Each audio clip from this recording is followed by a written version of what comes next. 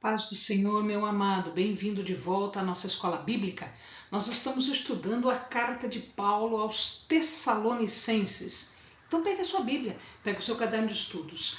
Ora o Senhor, pede a Ele discernimento, entendimento, conhecimento, sabedoria. Pede a Ele discernimento e proteção para que nós possamos desvendar dos seus mistérios.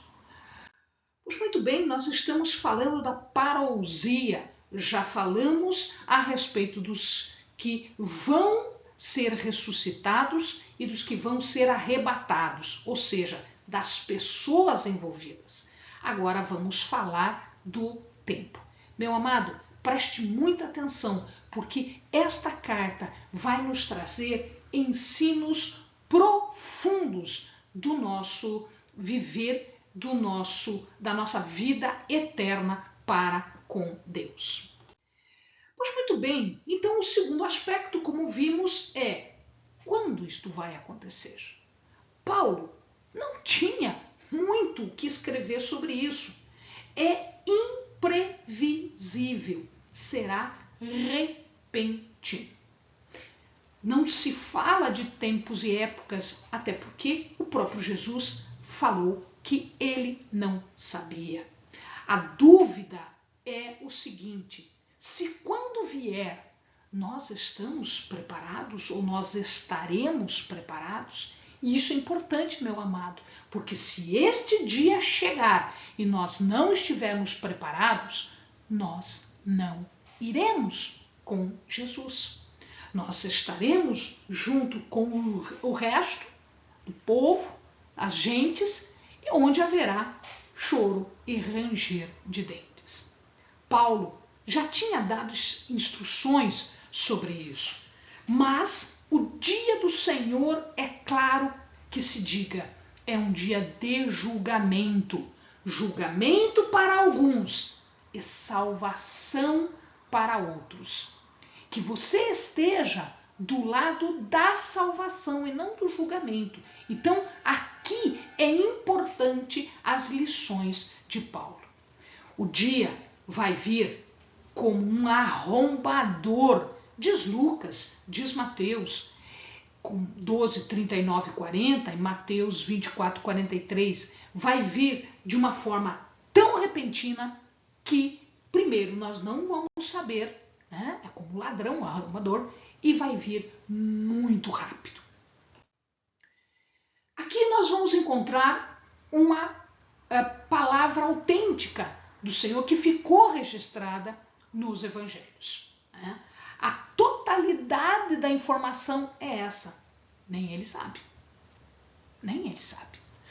Sobre o tempo da parousia, é imprevisível e impredizível. Né? Alguns falsos profetas asseguravam que eles não tinham nada a temer a despeito da podridão, da corrupção, né, da ilicitude dos seus atos. Mas é óbvio que estes falsos profetas, por serem falsos profetas, estão ensinando coisas erradas.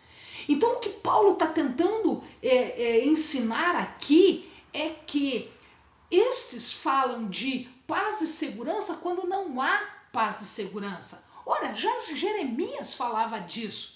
Jeremias dizia, e curam superficialmente a ferida da filha do meu povo, dizendo paz, paz, quando não há paz. Isso Jeremias. Olha, ainda Jeremias, e curam a ferida da filha de meu povo levianamente, dizendo paz, paz, quando não há paz. E também Ezequiel, né? Porquanto andam enganando meu povo, dizendo paz, não havendo paz, e quando um edifica uma parede, eis que outros a cobrem com argamassa não temperada, diz Ezequiel. E Miqueias fala também, assim diz o Senhor acerca dos profetas que fazem errar o meu povo, que mordem com os seus dentes e clamam paz, mas contra aquele que nada lhes dá na boca preparam guerra. Ora, o mundo pensava que nada poderia acontecer, só que a destruição está à porta, porque quando o Senhor vier, será o julgamento, e aí não tem mais nada para fazer. Nós ainda temos tempo, enquanto o Senhor não vem, enquanto o julgamento não se instala. Depois que o julgamento estiver instalado, aí o juiz já estará a postos e aí a sentença será dada, a sentença de condenação. Né?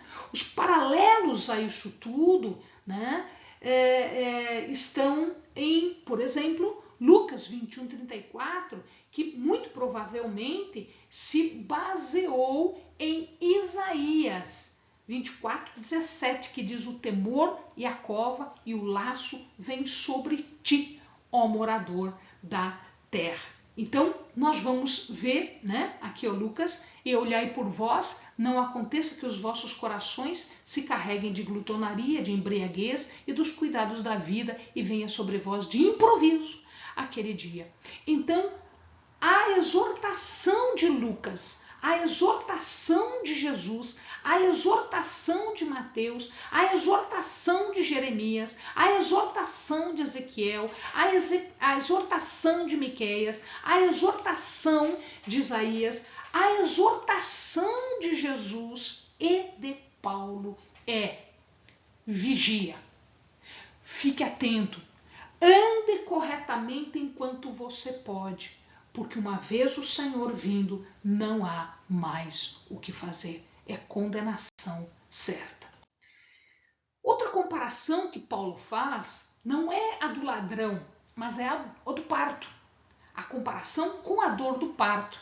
A dor do parto, para quem já passou por isso, para as mulheres que já passaram pela dor do parto, né, ela expressa uma dor e uma agonia, uma experiência muito desagradável enquanto está acontecendo, como se fosse a morte.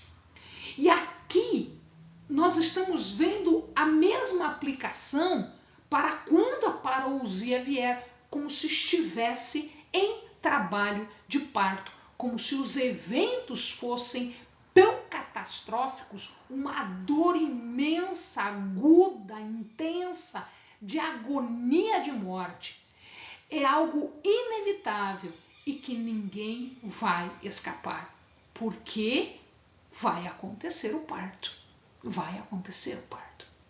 O dia do Senhor é a frase, é o dito, é a palavra do próprio Jesus. E isto vai vir de encontro com a inescapabilidade. Ninguém vai escapar. Né? Vai vir de encontro com a inevitabilidade. Ninguém pode evitar. O dia do Senhor, ele traz uma imprevisão, assim como o caráter de julgamento. O tempo presente para os irmãos, não é um tempo de trevas, e agora ele fala esse jogo de luz e de trevas. O tempo, né, em que os ladrões chegam e pegam as pessoas desprevenidas, de trevas. Né? A revelação de Deus, ao contrário, está associada com luz. O comportamento correto, o comportamento reto é associado com a luz. Então, luz e revelação divina. Justiça, salvação. Tudo isso ele está agora confrontando contra trevas, ignorância acerca de Deus, pecado, pecaminosidade, o agir ilícito, corrupto e o julgamento. O justo é ligado à luz, o injusto é ligado a trevas. O justo, povo de Deus, filhos da luz. Quando este dia vier, não tem como evitar a surpresa para eles, porque é um dia de julgamento. Aqueles que andam nas trevas, aqueles que estão errados, estes terão uma surpresa abrupta e desagradável, que eles não vão poder correr, que eles não vão poder fugir, que é o julgamento. Aos que estão na luz, aos que estão andando de forma correta, estes não têm um caráter de ladrão, mas é como um amigo que chega para a salvação. Eles estão prontos para a parousia. Paulo achava que os tessalonicenses estavam prontos para a parousia. E aqui, amado, é o caso da gente perguntar, será que você, será que eu estamos prontos para a parousia? Se ela vier daqui a pouquinho, se ela vier amanhã ou daqui a algum tempinho, será que nós estamos prontos para a parousia? O que crê em Jesus é filho da luz. As pessoas que creem, elas têm uma qualidade que pertencem a um grupo muito selecionado, que é o grupo que pertence à justiça, que pertence à salvação, que pertence ao reino de Deus. A era vindoura, aquilo que está vindo, ela vai se colocar por sobre esta era de trevas, esta era maligna. Mas isso só vai acontecer, essa notícia boa só vai acontecer para aquele que crê. Cada um deles, diz Paulo, que crê em Jesus é filho da luz. E, portanto, não está em trevas. Portanto, está direcionado para uma era vindoura do reino de Deus de luz. Então, estar pronto é o importante aqui. O que importa é a prontidão. Se eles são filhos do dia, se eles são filhos da luz, eles devem estar num estado de vigilância. Não num estado de sono, num estado de torpor, num estado de bebedice. Não, isso é da noite, isso é da treva, isso são filhos da noite. Então, dormir, estar acordado, isso é uma questão moral, isso é uma questão de, se nós estamos dormindo, significa que a pessoa está espiritualmente inconsciente da chamada de Deus, né? Se já é dia, se o dia da salvação já chegou, se nós somos filhos do dia, não é apropriado estarmos com sono, estarmos dormindo. É apropriado estarmos vigilantes e ativos. É isso que Paulo está explicando aqui. Então eles devem vigiar. Assim em Mateus, assim em Marcos, assim em Pedro, 1 Pedro. Né? O retrato aqui, muitos entendem que é o do atalaia. O atalaia é aquele vigilante que deve se conservar muito acordado, muito esperto, com os olhos muito abertos para que ele não deixe o inimigo se aproximar. Estar vigilante, ser um atalaia, ser da luz, ser filho da luz, é estar pronto para quando Jesus vier, seja quando isto for. Interessa quando isto vem. Se eu ainda estou vivo ou se eu já morri, também não interessa esse estado, porque a gente já viu, se está morto vai ressuscitar, se está vivo vai ser arrebatado. Mas só isso vai acontecer se nós estivermos preparados. Né? Quando ela ocorrer, nós não podemos ser pegos desprevenidos, vivendo uma vida que me desqualifique, né? Que me tire deste estado de salvação. Né? Sono, embriaguez, é um estado de noite, não de dia. Sono é para quem está inconsciente, que não vai ouvir ser chamado. Estar sóbrio é estar vigilante. Portanto, estar preparado para aquele momento. E aí, Paulo fala em relação a revestir-se. Revestir-se é adotar uma posição sóbria, que evita qualquer tipo de excesso, que possa sufocar essa sensibilidade ao Espírito Santo quando ele fala que nós estamos fazendo alguma coisa errada, que é algum pecado, né? Então é ter esta sensibilidade. Isso é ser sóbrio, como um soldado que se reveste de uma armadilha, de uma armadura, que é uma atitude própria de quem está sóbrio, quem vai para a guerra e quem vai estar salvo ou não, quem vai lutar ou não. A batalha aonde nós vamos nos empenhar deve nos tocar enquanto estivermos sóbrios, vigilantes e armados convenientemente para o serviço, né? Como diz Romanos, e digo isso conhecendo o tempo, que já é hora de despertarmos do sono. Então se esperta, meu amado, se esperta, meu irmão. Sai do sono e vai para a vigília, vai ser atalaia, vai ser soldado. Porque a nossa salvação está agora mais perto de nós do que quando nós aceitamos a fé.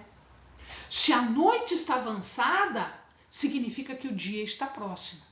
Portanto, nós temos que rejeitar as obras da noite e voltarmos para as obras da luz, né? Andemos honestamente como de dia, não em glutonaria, não em bebedeira, não em desonestidade, diz Paulo aos Romanos, mas revesti-vos do Senhor Jesus Cristo e não tenhais cuidado da carne com suas concupiscências. É um revestimento espiritual, como Paulo diz em Gálatas, porque todos quantos fostes batizados em Cristo, já vos revestistes de Cristo. Portanto, permanecei revestidos, permanecei vigilantes. Isaías 59:17 também nos traz ideias sobre isso. Ele fala de justiça, de salvação, né? E desta tríade que é fé, amor e esperança. Diz assim Isaías: pois vestiu-se de justiça como de uma couraça e pôs o capacete da salvação na sua cabeça e por vestidura pôs sobre si vestes de vingança e cobriu-se de zelo como de um manto. Portanto, a justiça é uma couraça de fé e de amor, que dois componentes da tríade aqui, tríade cristã, né? O capacete de salvação da esperança de um reino é a tríade cristã: fé, amor e esperança. Paulo não fala de batalha, mas que um cristão tem esperança de salvação se ele for encorajado para a vigilância. Fé e amor são qualidades essenciais do cristão. Os homens também devem manifestar esperança da salvação final, que é essa garantia que o capacita a perseverar no meio de grande dificuldade, né? Quando ele fala de capacete, né, ele está falando aqui que deve receber com alegria, pois depende de Deus, da destinação de Deus para a salvação, que Paulo chama de eleição. Portanto, o destino não depende de mim, não depende de você. O destino depende do propósito de Deus para nós. E Deus tem um propósito para mim, Ele tem um propósito para você. Se a nossa salvação depende do propósito dele, precisamos descobrir qual é o propósito dele. Qual é o propósito dele para a tua vida, meu amado? A sua libertação, a sua salvação, a libertação do temor da ira de Deus. É disso que Paulo fala e é disso que nós estamos falando. Nós estamos libertos da ira de Deus porque nós somos salvos em Jesus Cristo, seu Filho. A salvação depende dele. Não é um mérito meu, não é um mérito teu. E é por isso que nós não podemos perder. Por quê? Eu não ganho por mim, mas eu posso perder por mim se eu não vigiar. Jesus fez um sacrifício para expiar os meus pecados. Ele morreu pelos meus pecados para que eu pudesse viver uma vida eterna em comunhão com o Pai. Ele tomou sobre si os meus pecados, os teus pecados. Então, esta salvação que foi obtida mediante a morte de Jesus Cristo, coisa que ele fez, é uma dádiva, é uma graça que me foi dada e que te foi dada. Não dependeu de mim, dependeu da morte do Senhor, não dependeu de você, dependeu do sacrifício do Senhor. Jesus nos livrou da ira divina. Jesus morreu por nós. E aí Paulo fala no finalzinho ali, no capítulo 5, no verso 11, ele fala sobre edificar. Edificar quer dizer construção. É a construção de um edifício, de um prédio. Nós somos pedras de edificação num edifício, num prédio que é a igreja. E a igreja noiva de Cristo. A igreja corpo do qual Cristo é o cabeça. Paulo está dizendo que o crente não se edifica a si mesmo, mas ele é edificado pelos outros, ele é edificado por cada um dos membros deste conjunto, desta igreja. Portanto, o crescimento depende de cada um de nós. O que dizer para as igrejas de hoje? Meu amado, nós temos algumas lições desta parte que vai do 4:13 até o 5:11, que é o ponto central da carta de Paulo aos Tessalonicenses e que é de vital importância para a minha vida e para a tua vida hoje. Primeiro, a realidade da ressurreição dos mortos. Os mortos ressuscitarão para uma nova vida com Jesus.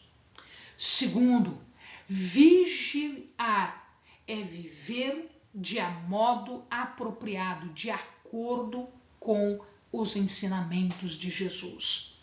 É estar acordado para cumprir o dever cristão, em virtude de fé, amor e esperança.